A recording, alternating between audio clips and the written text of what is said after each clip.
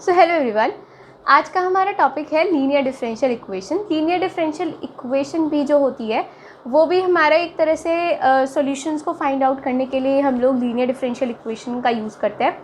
इसमें भी integrating factor निकालना हम लोग सीखते हैं और इसके सॉल्यूशंस निकालना सीखते हैं उसके बाद। बट मेन होता है इसकी एक फॉर्म, वो फॉर्म पहचान में आ जाए हम लोगों को तो हम लोग लीनियर डिफरेंशियल इक्वेशन को बहुत इजीली सॉल्व कर लेते हैं। तो लेट्स सी कि लीनियर डिफरेंशियल इक्वेशन किस तरह की होती है, क्या फॉर्म होती है और हम उसे कैसे सॉल्व करते हैं। बात करते हैं लीनियर डिफरेंशियल इक्वेशन की। तो लीनियर डिफरेंशियल इक्वेशन क्या होती है? एक differential equation first order first degree की, अगर वो आपको इस फॉर्म की दिखे। फॉर्म क्या है हमारी? dy by d x plus p y is equals to q. मतलब पी वाई होना चाहिए और पी और क्यू जो है वो आपके या तो एक्स के फंक्शन हो सिर्फ, या फिर वो कांस्टेंट हो। मतलब या तो आपका कोई भी सिर्फ एक्स का फंक्शन दिखे आपको, या फिर वो कांस्टेंट भी हो सकता है। तो यही होना चाहिए पी और क्यू का।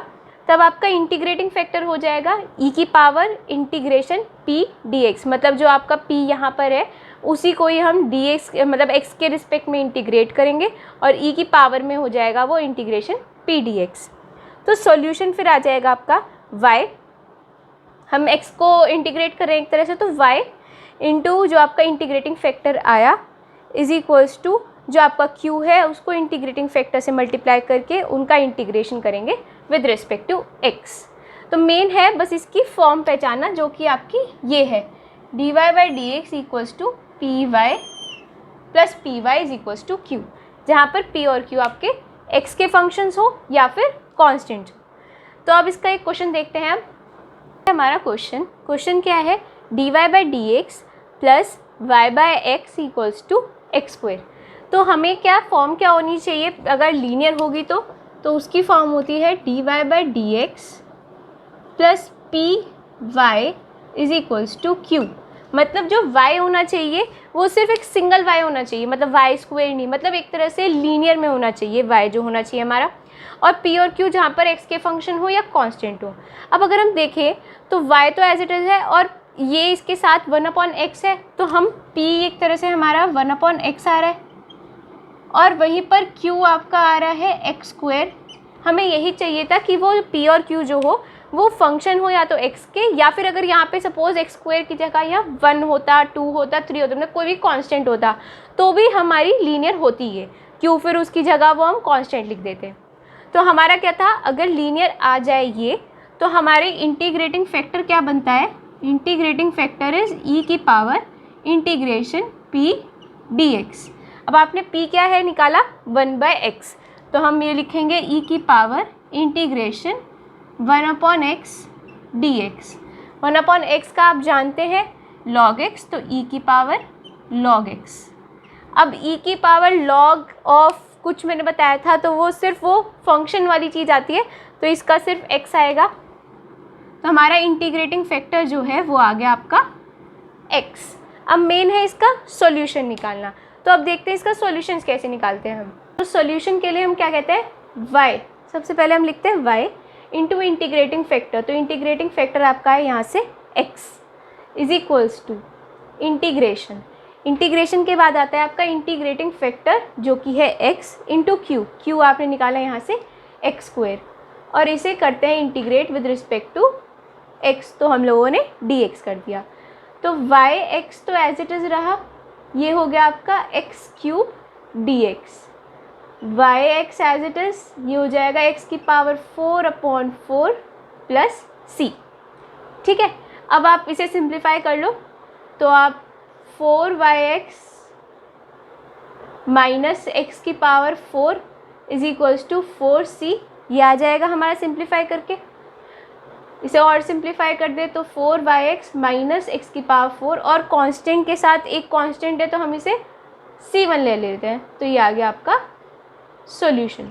तो हमने देखा कितना इजी था इसका सॉल्यूशन, सिर्फ हमें फॉर्म पहचाननी है, इंटीग्रेटिंग फैक्टर निकाल के उसे सॉल्यूशन में इस तरह से सब्स्टिट्यूट करना है। तो इसका एक और क्वेश्चन देखेंगे। अब ये लिया हमने एक और क्वेश्चन।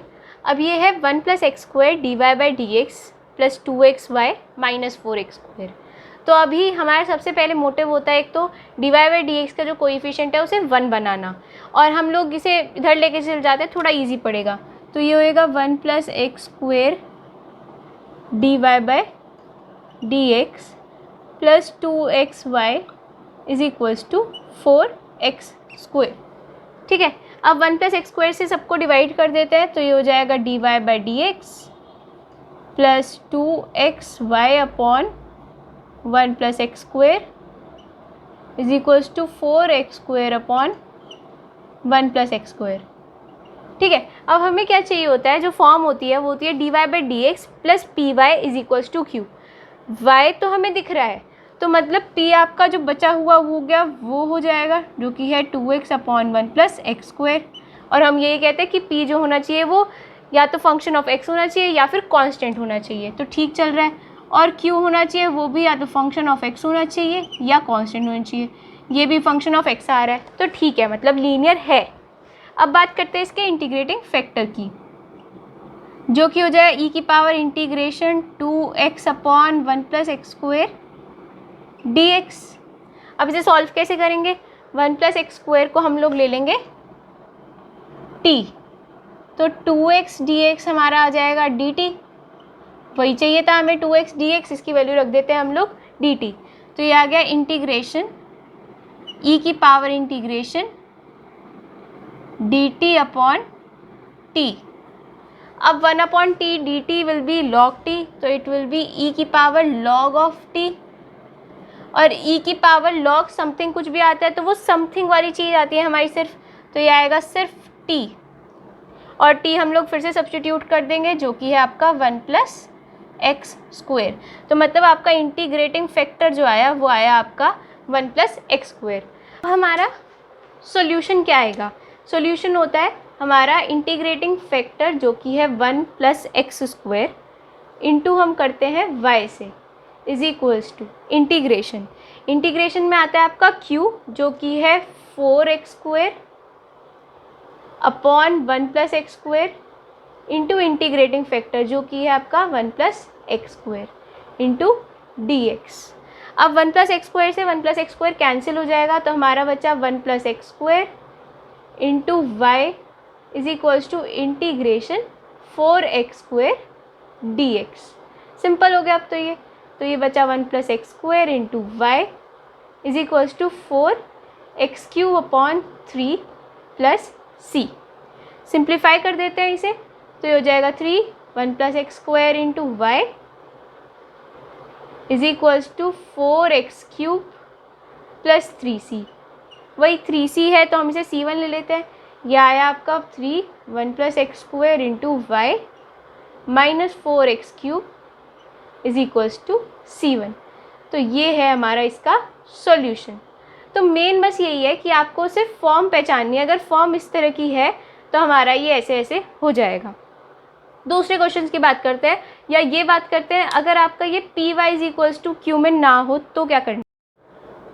अभी तक हम लोगों ने d y by d x जो लीनियर डिफरेंशियल इक्वेशन की फॉर्म पढ़ी वो हम लोगों ने पढ़ी d y by d x plus p y is equals to q, जहाँ पर पी और क्यू आपके एक्स के फंक्शन होंगे या फिर कांस्टेंट होंगे। बट ऐसा भी हो सकता है आपके पास D X upon D Y आ जाए, तो D X upon D Y आएगा तो हमारा ये होएगा plus P X is equals to Q, उल्टा हो जाएगा बस। अगर D x by D Y आता है तो plus P X equals to Q होना चाहिए, और जहाँ पर पी और Q are function of Y alone होने चाहिए या कांस्टेंट। तो मतलब वही है, बस हमने उल्टा कर दिया। हम वहाँ d y by d x निकाल रहे थे। अगर कभी ऐसा हो जाए कि आपकी इस तरीके से फॉर्म ना बन रही हो, बट अगर मैं d x by D y करके देखूँ तो ये फॉर्म बन रही है मेरी, तो मुझे सिर्फ ये चाहिए, उसमें पी और क्यू एक्स के नहीं वाई के होने चाहिए फंक्शंस, या फिर वो कांस्टेंट होने चाहिए। इस पे अब एक क्वेश्चन देखेंगे हम लोग कि कैसे हम लोग देखते हैं कि अगर हमारा ये नहीं बन रहा हो तो ये कैसे बनता है, या कैसे हम उसे सॉल्व करते हैं। तो बस वही सब चीज़ें उल्टी हो जाती हैं। जो हम इंटीग्रेटिंग फैक्टर करते हैं तो वो आपका e की पावर इंटीग्रेशन p तो रहेगा, बस यहाँ पर dx की जगह dy आ जाएगा। सॉल्यूशन में y लिखते हैं हम लोग सबसे पहले, तो यहाँ लिखेंगे x into integrating factor is equals to, ये तो एज इट इज़ रहेगा, इंटीग्रेटिंग फैक्टर इंटू q, बस ये dy के रिस्पेक्ट में आपका इंटीग्रेट हो जाएगा। तो क्वेश्चन देखते हैं अब इस पर। ये लिया हम लोगों ने क्वेश्चन, जो कि है x + 2y³ dy/dx = y। सबसे पहले क्या करते हैं हम लोग, dy/dx के कोएफिशिएंट को 1 बनाते हैं। तो ये dy/dx = y अपॉन हो जाएगा आपका x + 2y³।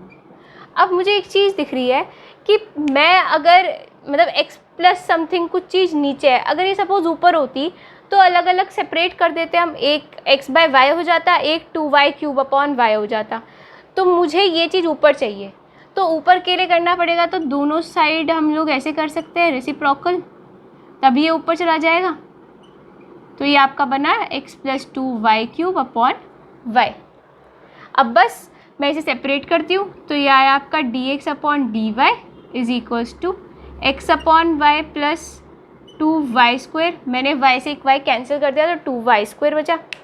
अब इस x/y को मैं इधर ले जाऊँ तो ये हो जाएगा dx upon dy minus of x/y = 2y²। तो अब आपको ये फॉर्म दिख रही है जो अभी मैंने बताई कि अगर dx/dy रहेगा तो उसमें क्या होएगा, px, p जहाँ पर y का फंक्शन होगा या फिर कांस्टेंट होना चाहिए, = q, q भी या तो जहाँ पे कांस्टेंट होना चाहिए या y होना चाहिए। अब x तो आ रहा है, p आ गया हमारा -1/y और q आ गया आपका 2y²। तो सही है, मतलब दोनों फंक्शन है y के। ठीक है, अब करते हैं इसका इंटीग्रेटिंग फैक्टर।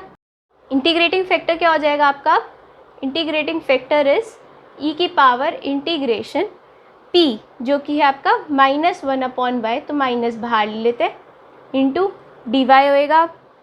ये आ जाएगा आप e⁻⁻log y। अब वही जब आपका e⁻log समथिंग होता है तो समथिंग वाली चीज़ आती है सिर्फ। पहले अब मैं माइनस को भी इसके ऊपर लेके जाऊंगी क्योंकि ये प्रॉपर्टी होती है हमारी। तो ये हो जाएगा e⁻log y⁻1। अब सिर्फ y⁻1 बचा। y⁻1 is nothing but 1/y। तो ये आया आपका इंटीग्रेटिंग फैक्टर। तो अब सॉल्यूशन करते हैं। सॉल्यूशन क्या हो जाएगा, 1/y जो कि आपका इंटीग्रेटिंग फैक्टर इंटू x, तो चाहिए होता है = इंटीग्रेशन इंटीग्रेटिंग फैक्टर जो कि है आपका 1/y इंटू q जो कि है आपका 2y² इंटू dy। राइट, कर लेते हैं अब इसे सॉल्व। x/y = एक y से एक y कैंसिल हो गया, बचा 2y। अब y का इंटीग्रेशन करेंगे तो इट विल बी y²/2, तो 2y²/2 प्लस c, 2 से 2 कैंसिल, तो यह आपका आया x/y = y² प्लस c। यही हमारा सॉल्यूशन हो गया। अब आप इसे सिंप्लीफाई भी कर सकते हैं, y² को उधर लेके चले जाओ, चाहे इसे ऐसे छोड़ दो, सॉल्यूशन तो आपका आ चुका है। तो यही था कि अगर आपकी dy/dx में ना बन रही हो तो आप एक बार ट्राई कर लो dx/dy में बन के आपको px + qy टाइप का अगर मिल रहा है तो हम आराम से इसे इंटीग्रेटिंग फैक्टर इसका निकाल सकते हैं और इसका सॉल्यूशन भी निकाल सकते हैं।